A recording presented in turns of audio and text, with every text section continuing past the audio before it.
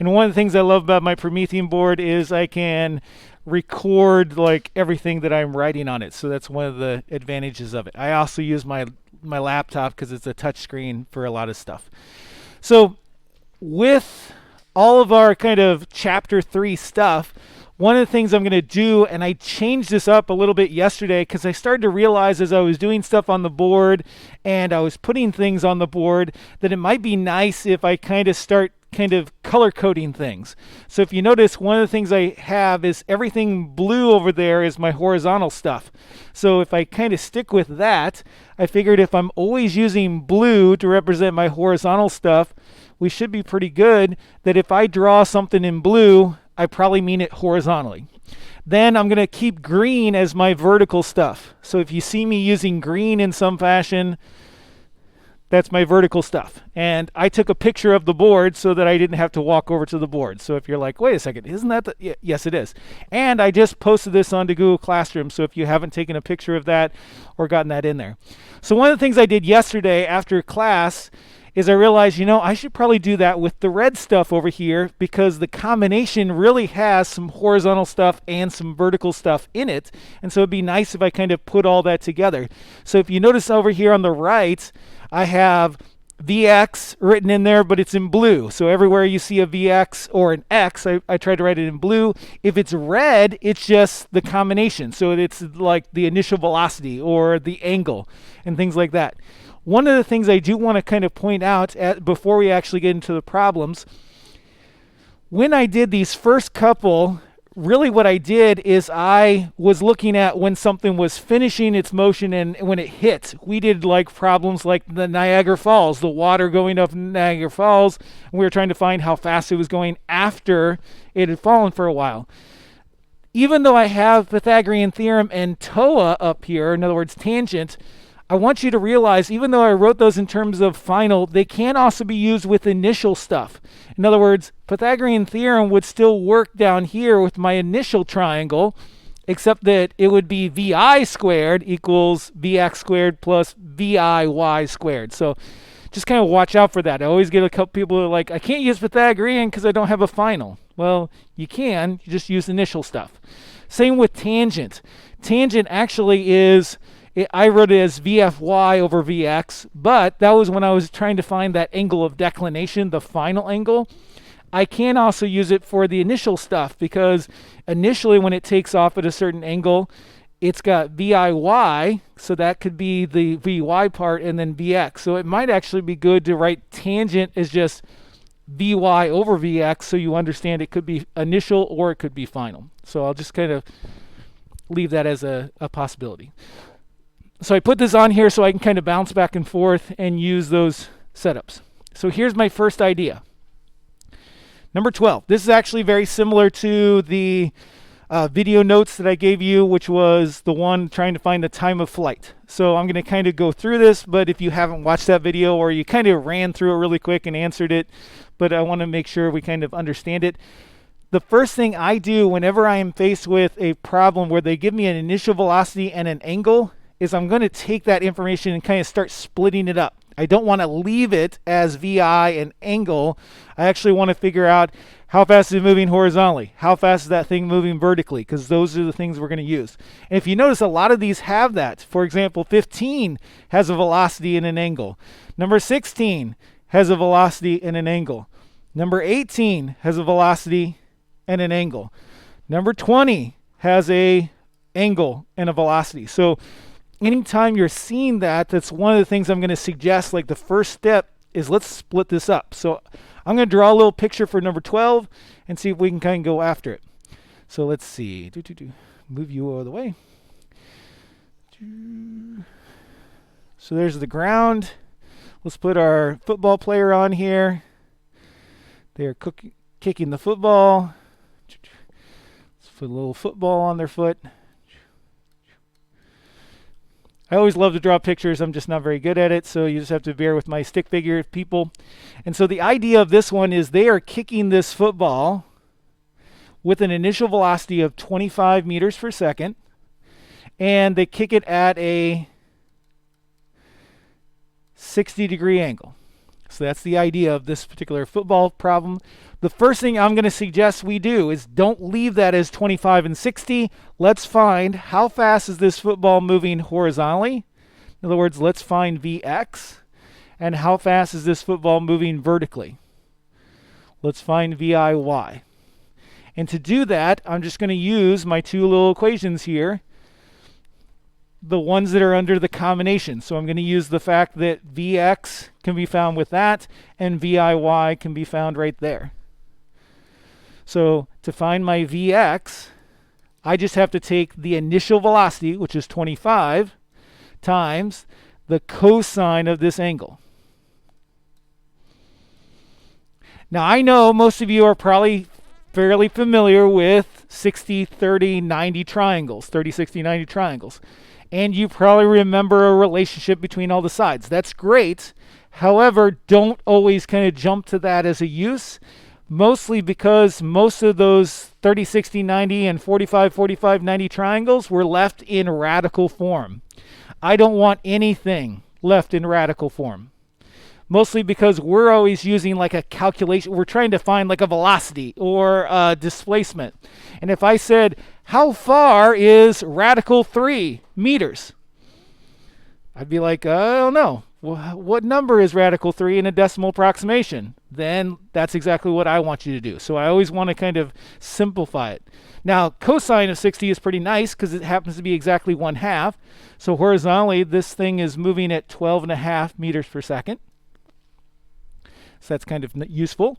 For the VIY, to figure out how fast vertically it's going, we're going to take its initial velocity, 25, and multiply by the sine of 60 degrees. I know the sine of 60 degrees is actually root 3 over 2, but I don't want to leave this as 12.5 root 3, because that's just not going to be very useful as a velocity. So let's go ahead and simplify that. And I've already done this a couple of times already, so this comes out to be like 21.65, and it's got a few more decimals. So that's going to be my suggestion on all of these. If you can do it, if you've got a velocity and an angle, take those and split them up into horizontal and vertical. The reason why is because usually when I'm looking at my equations, over here, I don't have a lot that actually helps me find like how long it's in the air for or how high it goes. Instead, I'm using something either under the vertical side or the horizontal side.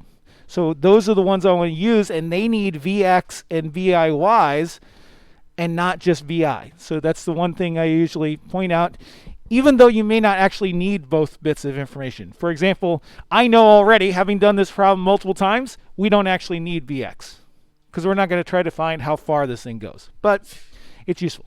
Bless you. Next up, I like to kind of visualize what's going on. So when they kick this football, it's going to take off. It's going to go traveling in the air. Oops, got to draw it. It's going to go up to some highest point, and then it's going to come back down. What kind of shape, if I could actually draw, is that supposed to be? It's supposed to be a parabola. Very good. I remember learning in math class that parabolas are very symmetric around this central axis. Actually, that's a horrible parabola, isn't it? Let's try that again.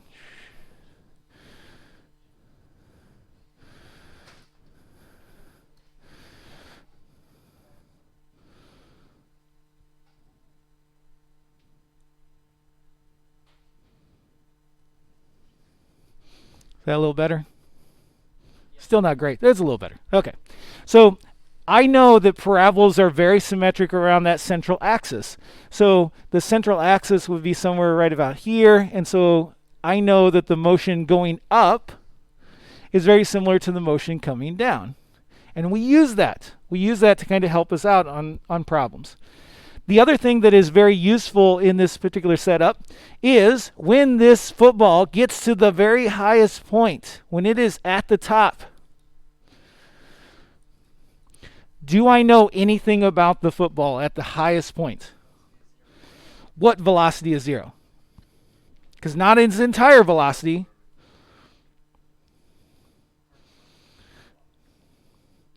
The horizontal velocity is still this, but its vertical gets down to 0. Perfect. and I heard it some other places. This is that first picture on the concept questions we did. Remember how I pointed out that as this thing is moving, its horizontal actually stays the same. In other words, if I looked at the football here, and then I would look at the football later, it would actually still have the same horizontal velocity. If I look at the football later, it actually still has the same horizontal velocity. If I looked at the football later, it would still have the same horizontal velocity. All of these would stay the same because I don't have any horizontal acceleration. What about the vertical part? If it started out with this, as it's moving up, is it going to stay just as big? No, it's going to shrink. So here it would maybe be that much. And then as it continues to go up, it gets smaller and smaller and smaller and smaller and smaller until all of a sudden it disappears at the top. And then what happens to the vertical velocity as it comes down? It starts to point downward. That's the reason why it's coming down. So when it gets over here, it would have some vertical velocity downward. So if I were to draw the vertical component, I would start out with a certain velocity and it gets smaller and smaller and smaller as it goes up, and then bigger and bigger and bigger as it comes down. So I'm going to use that to my advantage a little bit. Other things I can kind of do with this. We did this with our Comet Man. It's not perfect for this particular setup, but if I look at the symmetry of this kind of motion, when this football eventually hits the ground over here, it's going to probably hit the ground pretty close to the same speed that he originally kicked it. In other words, when it comes down over here, it's probably going to be going diagonally downward at about 25 meters per second, and it would make an angle of declination of about 60 degrees. That really only works if it actually comes back to the exact same point. So this is actually only true if it lands at the same point it was launched from. I know technically if they kick the football, they're going to be a little bit off of the ground, and then it maybe hits the ground, so there's a little bit of difference there. But if I think about a punt is probably going to go 30 yards downfield. How many yards high am I kicking a football? How many feet are in a yard? 3. Do you think I'm kicking it 1 yard off the ground? Probably not. Maybe an actual punter, by the time they finish, their leg is going to be much higher. Maybe a yard. Compared to 30, that's not much of a difference. So usually that little bit of difference is good enough that we can kind of say, really, by the time this thing hits, it's going to be going down about the same speed it was going up. So I can actually use that advantage as well, that by the time it hits here, it's probably going down with the velocity in the vertical direction that's pretty close to the velocity that it took off at, just in the opposite direction. So I would say that this is a pretty good assumption, but I'm going to keep a little squiggle line because it's kind of, it's an assumption. Same thing with this. I'll actually write this with green. This would be true only if y is equal to 0. Now this always throws people off. They're like, but it went up in the air.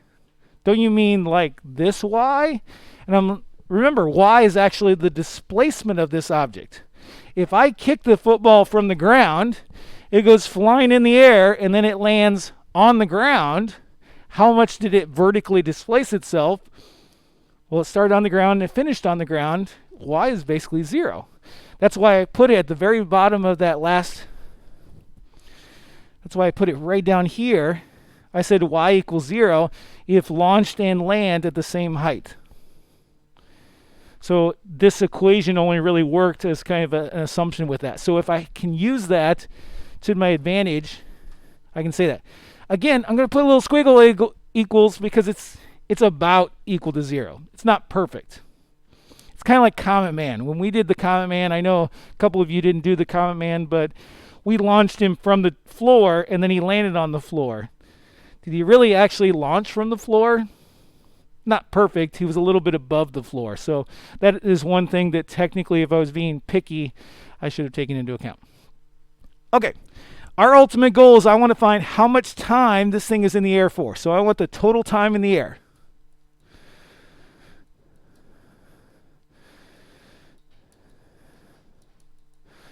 I'm going to call it big T.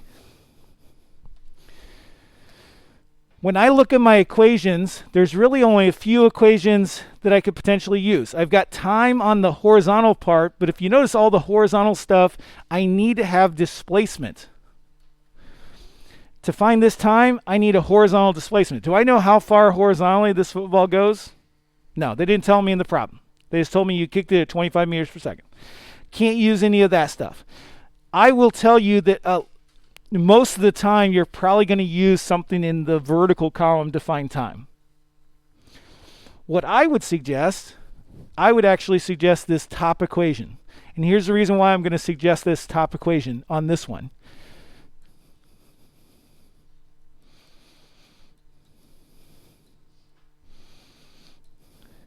Besides this initial velocity, is there any other velocity that I know for certain in the vertical direction?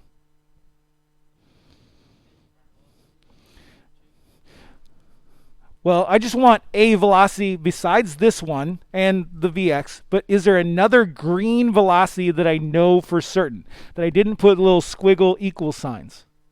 You gave it to me at the beginning. Ty? At the top of the arch, right? It's 0 meters per second. I know that is a definite statement. So I'm going to use this, and like you were just mentioning, Cameron, I'm going to call this one my VF. In other words, let's find how much time it takes to go up. Let's find the top. Time to go up. If I do that, if this is going to be my Vy and this is going to be 0, what has to be true about these two things if that equals 0? They have to equal each other. That's the only way this will work. So I actually have a way of finding the time it takes to go up. All I have to do is just divide by g. And I can find the time it takes to go up by taking my initial velocity in the vertical direction. So notice I'm using VIY and divide by gravity. Do I know VIY? Yeah, 21.65. Woohoo! Do I know G? Well, I'm assuming they're kicking the football here on Earth, so it's 9.8.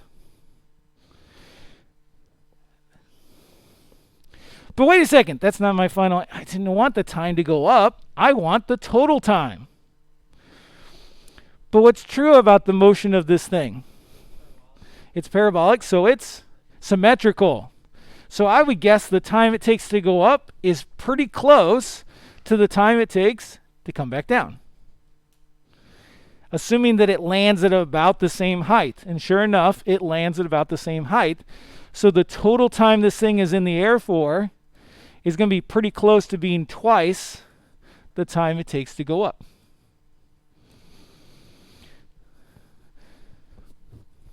But Mr. Hinton, why didn't you just use the fact that Vy was minus VIY and found the total time directly? I could have. It would have still worked. I could have plugged this in over here and I would have come up with a way of finding it. It would have had a factor of 2 in there and I would have been good. The only reason I was doing this is I like to use this time at the top, or the velocity at the top, because I know for certain that's definitely a velocity. It's definitely 0. When you're always at the top, you're always at a vertical velocity of 0. This is basically what I did in, I think it was the second video notes that I gave you last week.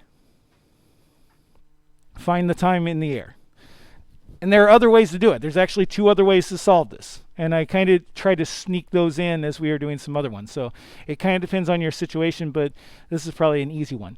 Do you necessarily need to add this then to your equation wall? Say, hey, I'm just going to add that in here. Not necessarily. You can if you want to, but it's a special case. But if you want to say, well, I'm probably going to use that special case a lot, then feel free to add it. Just like I added this one. This was kind of a special case. You can find it. Ta-da! Problem number 12. Yes, sir.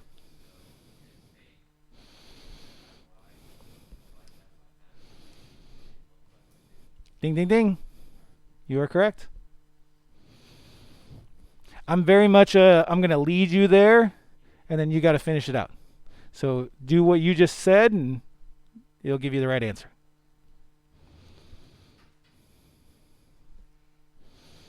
Okay, next up, I'm going to come back and I want to look, I'll leave this up here, or you can take a look at it in a little bit. I want to take a look at number 15.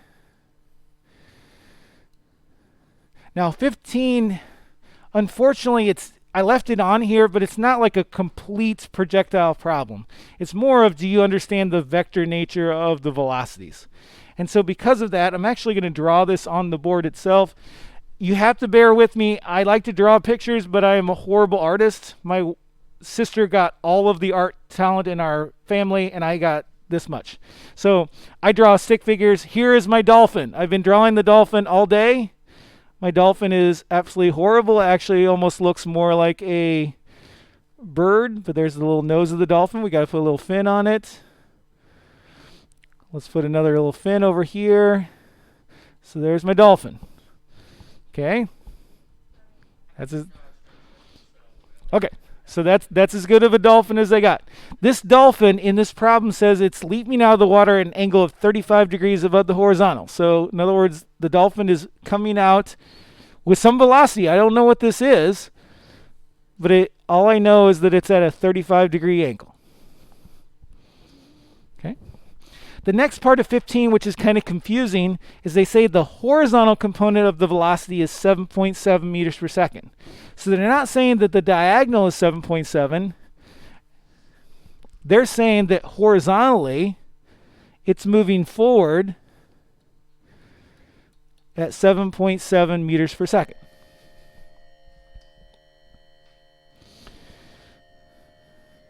What they want you to find is they want you to find the magnitude of the vertical component. In other words, they want you to find Vy.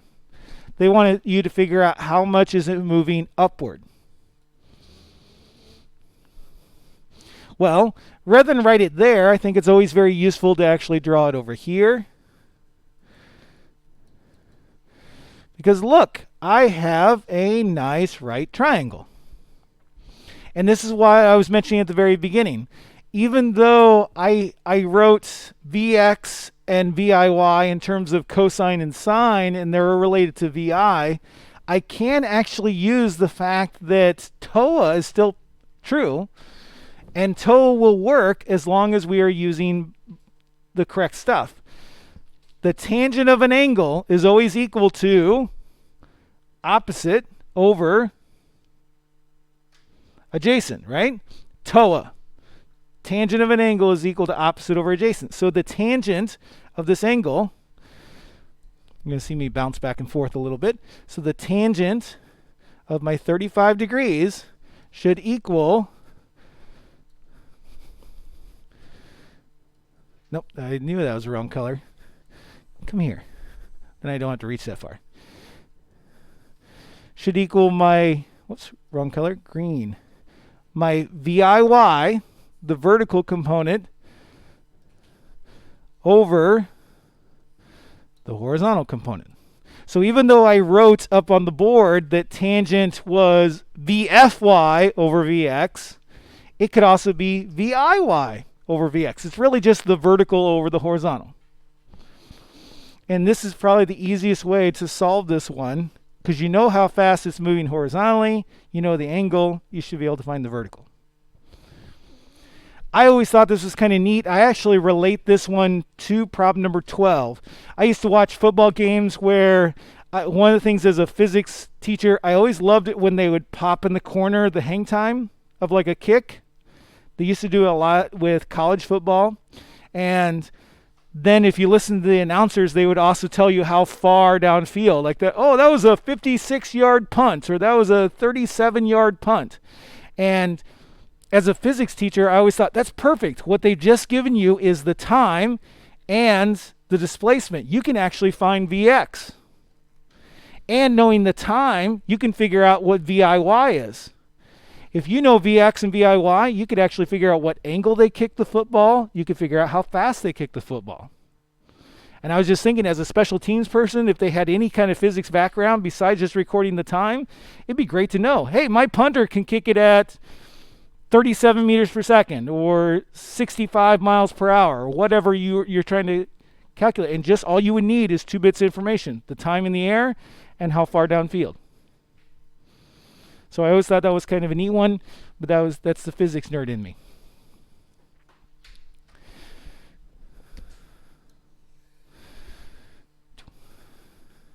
Questions on 15. That's probably the best dolphin I've done all day, so you got the best. The eye needs some work, though. It's kind of a little disturbing, but that's okay. It looked like an airplane in first period. It was like, and I was like, okay, I got to add some more. So, okay, next up, 16. So 16 looks like a big problem, but it's really very similar to number 12. It's got some of the same bits of information. For example, they tell us the skateboarder is shooting off the ramp at a velocity of 6.6 meters per second. Hey, there's an initial velocity. They give us the angle is 58 degrees, so I've got that information. The other thing that's a little bit weird is they say the end of the ramp is 1.2 meters above the ground. And a lot of people are like, oh, well, that sounds like a Y value. And it is, but we're going to use it in a slightly different way. So just kind of bear with me. And then the next sentence is really not necessary at all. I don't know why they put it in there except to remind you. It says, let the x-axis be parallel to the ground. Duh. Grounds are usually thought of as horizontal, and x is horizontal. So it's kind of like, well, I'm good. So cross that out. I don't need that. The positive y direction to be vertically upward. Again, we've been doing that all along. Positive y's are up, negative y's are down. So I don't need that information, I know it.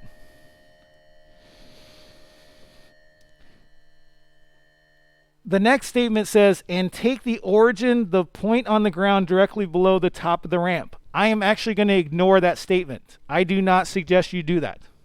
You'll see in a moment why, but I'm not going to do that. So let's ignore them. Whoever wrote the problem, I don't think we need it. So here's the two things I actually want to find. A, how high above the ground is the highest point?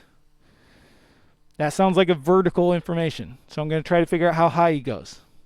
Very similar to the very first video notes I gave you, finding that maximum height.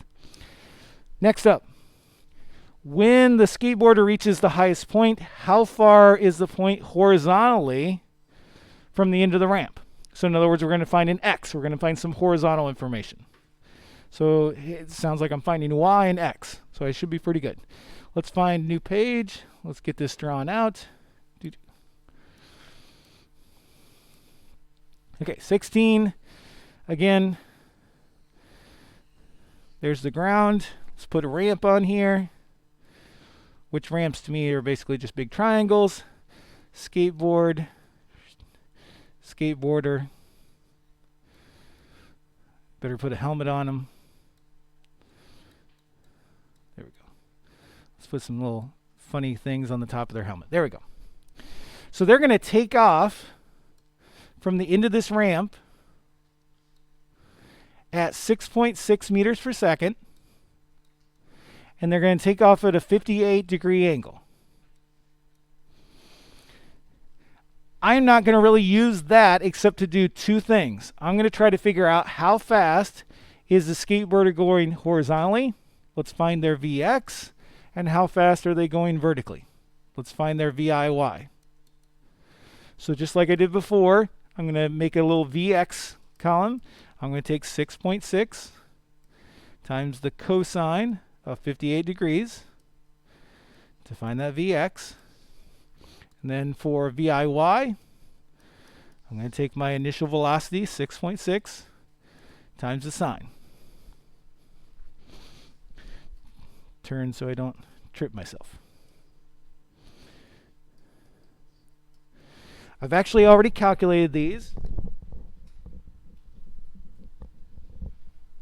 They just happen to be on the wrong place. So I got that my VIY was somewhere around 5.597 meters per second. And my Vx over here was about 3.497.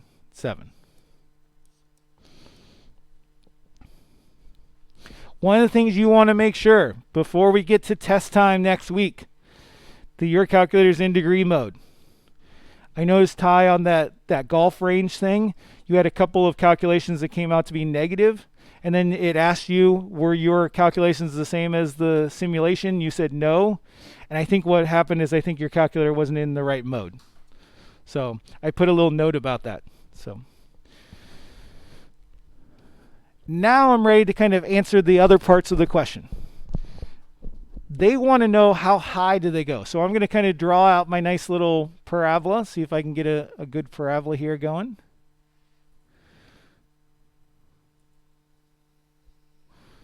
Something like that. But what I really want to know is how far is it from the ground all the way up to the very top. They want this. They want, I'm going to call it big Y. Here's one of the things, this is what I'm going to change about the problem. They suggested that we use like this as my little reference point. I don't want to do that. Instead, I'm going to actually use this as my reference point, and I'm going to look at just this top motion.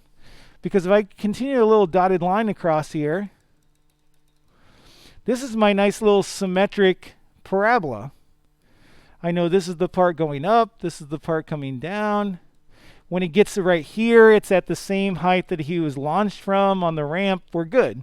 In other words, I'm going to grab that little parabola section because I already know what this information is.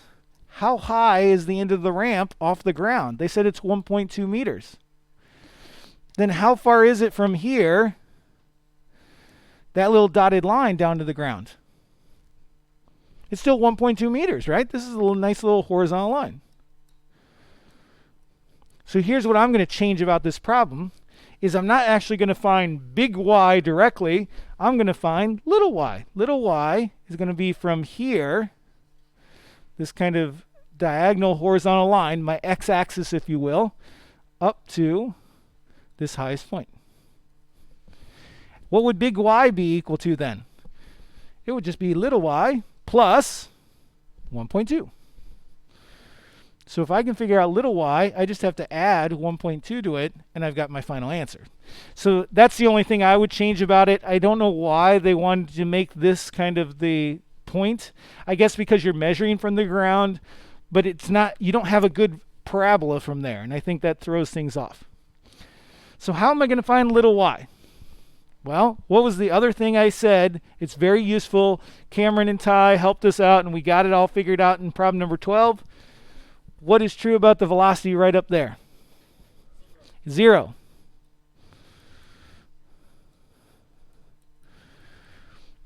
So what I'm going to do, since this is what we're trying to go to, we're not actually doing the entire motion. We just want to go to the top. So if I'm just going to go to the top, why don't we just use this as my VFY is 0. There's my VIY. I'm going to try to find y. I need an equation that doesn't actually have time in it.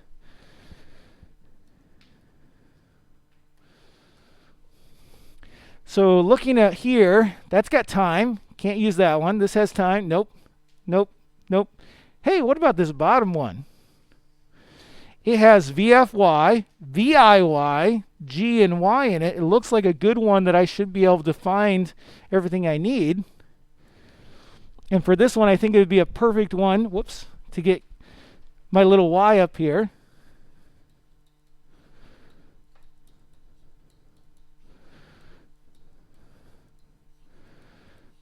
It's actually the same one we used for Common Man to figure out how high you went. But VFY is going to be 0. Bye-bye. If that's 0, what's got to be true about these two things? They got to equal each other. Now before, we used it to solve for VIY. In other words, to figure out how high or how fast you have to launch something to go to a certain height. This time I'm going to solve it for y. So to do that, I'm just going to divide by 2g.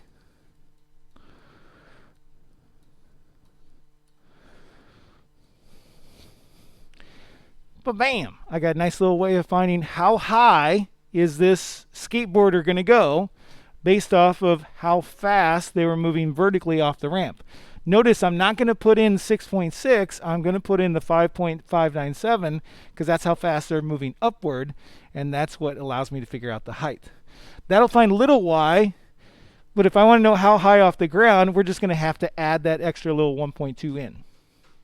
This is one of the things I love about projectile motion is if you can pull out that symmetry, it makes so much stuff a little bit easier. I don't have to use all the other pieces of it. Even though this is kind of not a symmetric parabola, I've got one little section that's lower. I don't actually even care about this little section. I just care about the vertical part. So there's part A.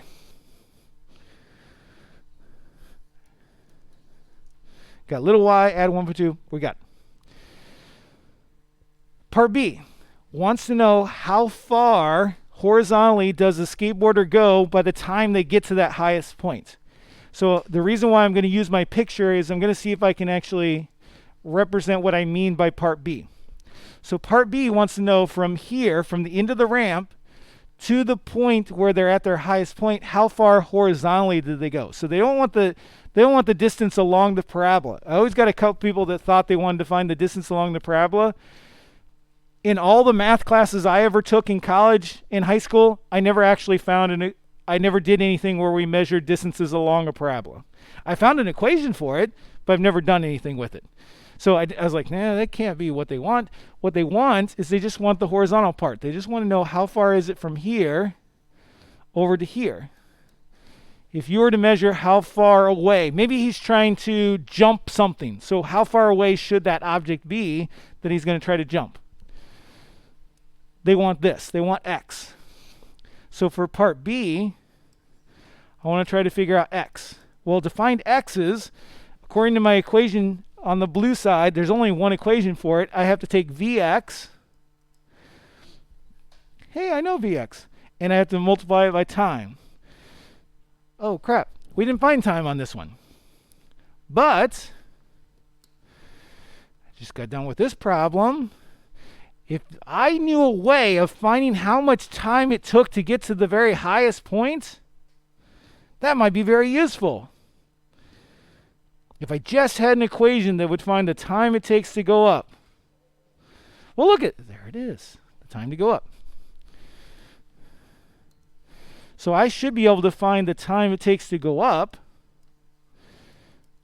by taking my vertical velocity, my VIY, and dividing by gravity. Take that lovely number, slip it right in there. Take my horizontal, slip it right in there. And I've got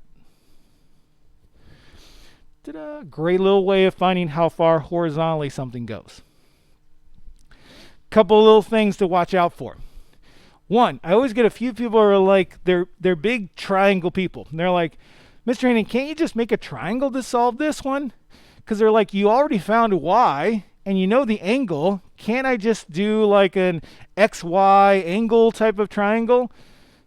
And they say, can't I do something like this? And I have this, I have that. It's a triangle. I can find x. I got the angle. I can use tangent again like we did. You just told me tangent was y over x. Can't I just use it to find x? Look at my picture. Is this black triangle going to give me the same angle as the red parabola setup? In other words, is this angle on the black triangle 58 degrees? It's actually not. Because if you actually draw a line straight from here up to the top, it is not going to take off at the angle that you actually launched it at. It would be some angle lower than that. There used to be a problem in our advanced physics class book. We used to have a calc-based physics books that I use, and they wanted you to figure out what angle do you have to sight to the highest point that a projectile will go. And most people were like, well, isn't it just the same angle that you launched at? And I was like, no, it's actually a little bit different. You have to sight at a slightly lower angle because the projectile is going to go through a curve. But if you're sighting, you're just going straight. So unfortunately, you can't make a triangle. I don't know what that angle is. Can't do it that way. So get rid of that black triangle. You've got to use our kinematic equations. And then it'll all work. The last thing, and then I'll be done, some people, maybe they don't see this, or they're like, I don't have time, so they're like, I can't find it with that. I occasionally have people that want to try to use this equation right here. They're like, can I use that one? It's got x in it, and it's got velocity and angles and gravity, and I should be able to find it. And technically you could. I'm going to kind of grab that equation and show what would happen with it. So if I solved it for x, it looks like this. X equals 2 times vi squared times the cosine of my angle times the sine of the angle. This is actually what we used for Common Man to figure out how far he should have gone. Look how we found this x. We took Vx. But how do we find Vx? Vx is just Vi times cosine theta. Hey, Vi times cosine theta. There's Vx. It's hidden right in there. And then we multiply by time. But to find the time, we took VIY. How do we find VIY? It's Vi times sine theta. Hey, there's Vi times sine theta. Because this, wouldn't you agree? This is really just Vi times cosine theta times Vi times sine theta. In other words, you have Vix and Viy already on top. I just didn't write it that way. And then we divided by g. Hey, divided by g. So this is actually the same thing we did. The only thing that's missing is this has a 2 and that one doesn't have a 2. Why do you think this has a 2 in it? Well, this equation isn't finding this x. It's actually finding the whole x, this x. It finds all the way from here to here. Because again, that's the symmetry. But what's true about the little x? It's half the distance. So this would be half of the way all the way to there. You can use some of that symmetry if you want to. I find that I just don't like this equation as much. I prefer to use the other kinematic ones. Some people are like, I like this one. Just slap it all into one equation and give me an answer. But just kind of watch out for what it's giving you. Is it giving you halfway? Is it giving you the full? What exactly is going on? And if they had actually wanted to know all the way to the ground, you would have to figure out, well, how do I find this extra little distance? And there's not a kind of easy way to do that. Ta-da! 16. So I'm going to stop there. I've been hopefully filming. I'm going to stop filming right now.